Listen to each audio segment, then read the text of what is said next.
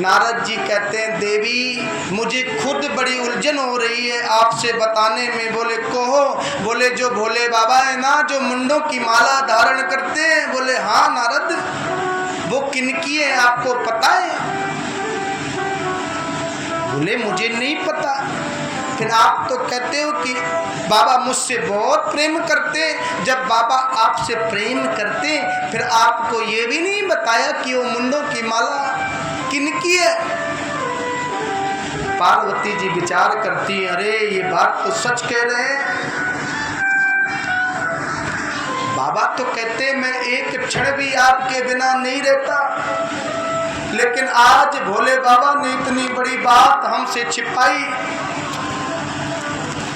और हमें ये भी नहीं पता कि मुन्नों की माला किनकी है। नारद मैं तुम्हें प्रसाद बनाती हूँ, भोजन करके जाना। बोले नहीं नहीं नहीं, मैं तो चलूँगा माता और फिर मिलेंगे। और जिस समय पार्वती जी अकेली बैठी और चिंतन कर रही हैं, बोले आने दो भोले बाबा को। और जिस समय भोले बाबा आए तो पार्वती जी ने अपने बालों को, केसों को खोलाए। और पहले जब घर बनते तो एक कोप भवन बनता था। जब घर की देवियां रूठ जाती थी तो उस घर में प्रवेश करती थी। अब तो आज के समय में पूरा घर ही कोप भवन है, पता नहीं कब बेलना न चल जाए। बोलो राधे राधे। कब बेलन फेंक के ना मारने लग जाए। बोलो राधे राधे। देवी पार्वती जी अपने केसों को खोला है और भोले बाबा आए हैं। बोले देवी, बोले खबरदार देवी मत कहना। पार्वती जी ने जब इस तरह बोला, भगवान शंकर कहते हैं अरे आज तो बात गड़बड़ नजर आ रही है। बोले कहो देवी आप कैसे रूठ गए हो? बोले बस बहुत हो गई, अब मैं आपके साथ नहीं रहना चाहती। भगवान शंकर ने कहा बात तो कहो। बोले आप क्या कहूँ, आपने तो कहा था कि मैं आपके बिना एक क्षण भी नहीं रहती, फिर आप ये मुंडों की माला किसके नाम की रखते हो? अरे देवी ये तो आपकी ही है। अच्छा, बोले सच कहूँ तो ये मुंडों की माला आपकी ही है। आप बार बार अपने प्राणों को त्यागती गई और मैंने आपके हर युग में आपके नाम की जो माला है मैंने धारण कर लिया। बोले कैसे, मैं मर गई और तुम जिंदा रहे? बोले हाँ। बोले मैंने अमर कथा का पान किया। बोले वो अमर कथा आपने मुझे क्यों नहीं सुनाई?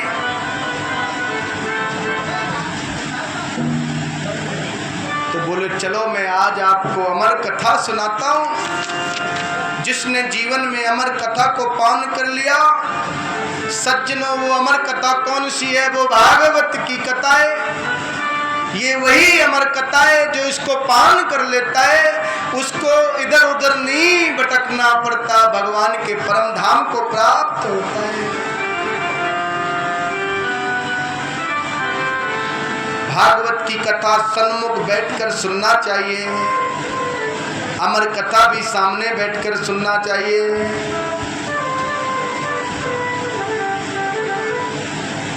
महाराज भागवत की कथा के बीच में उठना नहीं चाहिए। चाहे स्वयं मंत्री जी आए, चाहे सांसद जी आए, चाहे नगर के राजा आए, बीच में आओ महाराज, वो भी उस स्थान पर आकर बैठ जाएंगे। ज्यादा शिष्टाचारी नहीं करना चाहिए। हमारी कथाओं में सारे आए, हम गद्दी से छोड़कर उनके वेलकम के लिए थोड़े पहुंच जाएंगे। जब आप कथा में बैठे हैं तो वो भी आकर उस स्थान में बैठ जाएंगे। भगवान के यहाँ सब बराबर हैं।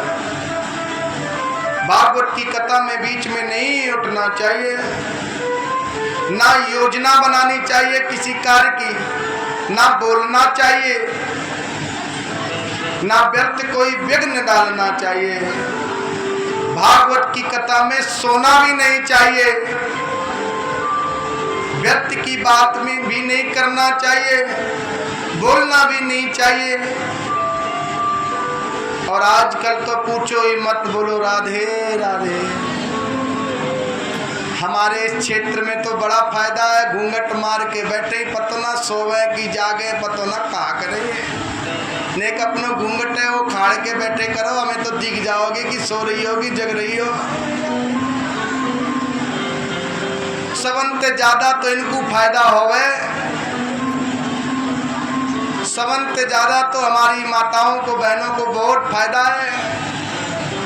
घूंघट में दो दो नींद भी मार लो, बोलो राधे राधे, और फिर चुपचाप बोलो जय श्री राधे। ये भैया लोग तो बेचारे दीख जावें सोवें की जागे कहा करें, लेकिन सच पूछो तो इन माताओं को नींद ज्यादा आवे, बोलो राधे राधे। देवी पार्वती भी अमर कथा में सो जाती है, प्रसंग बड़ा सुंदर है। भगवान शंकर कहते हैं देवी चलो एक दिव्य स्थान में चलते हैं, हिमालय की गुफा में ले गए और भगवान शंकर सुंदर अमर कथा को सुना रहे हैं। देवी पार्वती जी सुन रही है और देवी पार्वती से बोले कि देखो जब मैं कथा सुनाता हूं तो जी जी जी हुकड़ा भरना पड़ता है। जैसे गांव में किस्से होते थे ना, हमारी दादी सुनाती थी, हम जी जी जी जी हाँ हाँ हाँ हाँ ऐसे कहते थे, हुकड़ा भरना। भगवान शंकर ने नेत्रों को बंद किया है, सुंदर आसन लगाया है, अमर कथा सुनानी प्रारंभ करी है। देवी पार्वती जी हुकड़ा भर रही है और धीरे धीरे जिस समय कथा का बड़ा सुंदर भाव चल रहा था उसी मध्य में पार्वती जी को निंद्रा आ गई है और पार्वती जी सो रही है। एक सुख रूपी तोते का एक अंडज पड़ा हुआ था। धीरे धीरे 2 दिन हुए, 3 दिन हुए, चौथे दिन उस अंडज में फूटा, उससे एक सुख रूपी तोता निकला और वो भी जो पार्वती जी मैया कर रही थी वो तोता भी हाँ हूँ करने लग गया। पार्वती जी सो गई और वो उनके काम को करता रहा। धीरे धीरे निरंतर कथा हुई और सायंकालीन भगवान शंकर ने जिस समय जयकारा लगाया बोले सच्चिदानंद भगवान की। देवी पार्वती जी कह रहे हैं क्या हुआ। उधर के बाद बोले कथा पूरी हो गई और अब कह रहे हो क्या हुआ। बोले मैं तो सो गई थी। बोले फिर कथा कौन सुन रहा था। पीछे देखा तो एक सुख रूपी तोता पड़ा हुआ था, उसके पीछे दौड़े और बोले अरे इसने कथा चोरी से सुनी है। पीछे पीछे दौड़ रहे हैं शंकर जी और आगे वेदव्यास जी की पत्नी दरवाजे पर बैठी अपने केसों को सुलझा रही है। माताओं की हमारे क्षेत्र में बहुत आदत खराब है, बाल तो दरवाजे के पास बैठ के खोल के साफ करती है। और शहरों में तो महाराज सब अलग अलग रूम बनाए, वेटिंग रूम कोई आए मिलने तो उसको वहाँ बिठाते हैं, गेस्ट रूम वहाँ बिठाते हैं। हमारा कक्ष अलग है और विशेष लोगों से मिलना है तो दूसरी मंजिल में बिठाओ, उधर मिलेंगे। सब कुछ अटैच है और ऐसे ऐसे तो दरवाजे रखने पड़ते हैं कि आगे से नहीं, अगर हम अंदर हैं और कोई हमसे मिलने के लिए आ जाए तो हम पीछे वाले गेट से निकल जाएं, ठीक है मिलेंगे, बोलना उनसे। और किसी को बोलेंगे इनको नाश्ता पानी कराओ और अभी महाराज जी थोड़ा व्यस्त हैं, बाद में मुलाकात कर लेंगे। सब बड़ी सिस्टम से लोग आजकल सिस्टम से बनाते हैं। आज भगवान शंकर पीछे पीछे दौड़ रहे हैं और सुख आगे आगे दौड़ रहा है। वेदव्यास जी कौन है। वेदव्यास जी सुखदेव भगवान के पिता हैं, बड़े विद्वान हैं जिन्होंने भागवत की रचना की है। उनकी पत्नी को भी पुत्र की उत्पत्ति नहीं, वो गेट पर बैठकर अपने बालों को केसों को सुलझा रही हैं और सुख रूपी तोता उनके मुख में प्रवेश कर जाता है। और भगवान शंकर कहते हैं देवी यहाँ पर एक जीव आया था, आपने उसको देखा। बोले नहीं। शंकर पीछे पीछे और वो आगे आगे जाकर प्रवेश कर जाता है। शंकर जी देखकर चले गए लेकिन वो कहीं नहीं मिला। आचार्य सुखदेव जी 12 वर्ष तक माता के गर्भ में रहे। गर्भ को जिन्होंने मंदिर बना दिया, आपको बहुत स्पष्ट कह दूं, आपने मन में काबू पाया। आपने अगर मन में काबू पाया तो आप कलकत्ता में पहुंच गए, आप वृंदावन यहीं से पहुंच गए, आप लखनऊ यहीं से पहुंच गए, सोनीपत, अंबाला, पानीपत, रोहतक, करनाल, मैला, जांजगीर, चांपा, बिलासपुर, अनूपपुर, ये सब हमारे जजमानों के गांव है, इसलिए हमें रटते हैं। आज से हमें भूरागढ़ भी स्मरण में आ जाएगा, हमने यहाँ भी कथा करी, हमारे रजिस्टर में यहाँ की भी एंट्री हो जाएगी। कौन लोग हमारे साथ गए थे, हम सब अपने रजिस्टर में एंट्री करते हैं। हमने किसको क्या दक्षिणा दी, किसको क्या सेवा दी, कौन लोग मिले थे, हम सब एक पेज लिखते हैं वहाँ कथा के बारे में। और धीरे धीरे जब हमारी निरंतर, पहले तो लक्ष्य 108 का है, ये पूर्ण हो जाएंगे, एक बहुत बड़ा विशाल कोई ना कोई कार्यक्रम रखेंगे। धीरे धीरे जैसे आप शादी की 25वीं सालगिरह मनाते हो ना, तो हम भी 108वीं सालगिरह मनाएंगे। बोलो राधे राधे। अभी करीब 38 या 39 हुई है। धीरे धीरे पहुंचेंगे लक्ष्य की ओर। अभी 29 साल के हैं, 38-39 में पहुंच गए हैं, तो 50 तक तो 108 हो जाएंगे। बोलो राधे राधे। जल्दी पूर्ण करेंगे और बहुत अच्छा दिव्य यज्ञ भी करेंगे वृंदावन की पावन भूमि पर। आप लोगों की कृपा से वृंदावन में भी आश्रम है और पानीपत में भी है, और जल्दी भीड़वाड़ा में भी हमें जमीन मिली है। यहाँ की भाषा में कहते हैं 4 बिसुआ जमीन दी है एक व्यक्ति ने,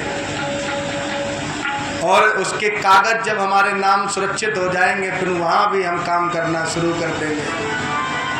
पानीपत में तो दिव्य आश्रम है, गौशाला है, शक्ति भक्ति धाम, आपके बाप का घर है, आते जाते रहा करो, कोई टेंशन नहीं है। कोई पूछे तो बता देना हम शक्ति भक्ति धाम वाले हैं, लगा के दौलत में हमने शौक पाले हैं। कोई पूछे तो बता देना हम तो शक्ति भक्ति धाम वाले बाबा के भक्त हैं। जब इस तरह आप बताओगे तो वो अपने आप आपको जान जाएंगे, कोई दिक्कत कोई चिंता नहीं। भगवान शंकर जी वहाँ से चले गए और सुखदेव वेदव्यास जी की जो पत्नी है माँ के गर्भ में है, और माँ के गर्भ को ही मंदिर बना दिया। 12 वर्ष तक माँ के गर्भ में रहे। मैंने देखा ऋषिकेश में एक बार बहुत से संत वहाँ ठहरे थे। एक बड़े सेठ जी उन संतों से भगवान का पूजन करा रहे थे। हम भी वहाँ गए, बड़ी भक्ति से बड़ी भाव के साथ वो संत भगवान का पूजन कर रहे थे। हमने पूछा आप कौन सा पूजन कर रहे हो? बोले कलकत्ता के सेठ जी आए हैं, ये यज्ञ करा रहे हैं इसलिए हम कर रहे हैं। भैया सब व्यक्ति का एक किसी न कोई स्वार्थ छिपा होता है, बिना स्वार्थ से कोई पूजा नहीं करता। आपका भी कोई स्वार्थ होगा कि हमने जीवन में सब कुछ कर लिया, अंत समय में हम भागवत सुन लें और चारों धाम की पूजा हो जाए, भंडारा हो जाए, और भैया ये कार्य अगर हम कर लेंगे तो भव से पार हो जाएंगे। मुझे तो लगता है यही संकल्प है। अब अंत समय इस संकल्प को आप पूर्ण करने जा रहे हो तो फिर कैसी चिंता। कहने का भाव है जिसका मन एकाग्र है वो जरूरी नहीं है कि आप भूरागढ़ में रहो। आप यहाँ से भी वृंदावन पहुँच सकते हो, यहाँ से कलकत्ता पहुँच सकते हो, ऋषिकेश पहुँच सकते हो, रामेश्वरम पहुँच सकते हो, हरिद्वार पहुँच सकते हो। जब तुम्हारा मन ही एकाग्र नहीं है तो आपको भागवत में बिल्कुल भी मन नहीं लगेगा। कभी चिंतन करना कि नदी के किनारे बैठ जाना उन पत्थरों में और सीताराम सीताराम सीताराम सीताराम इस तरह की आवृत्ति कहना, सीताराम सीताराम सीताराम कहिए।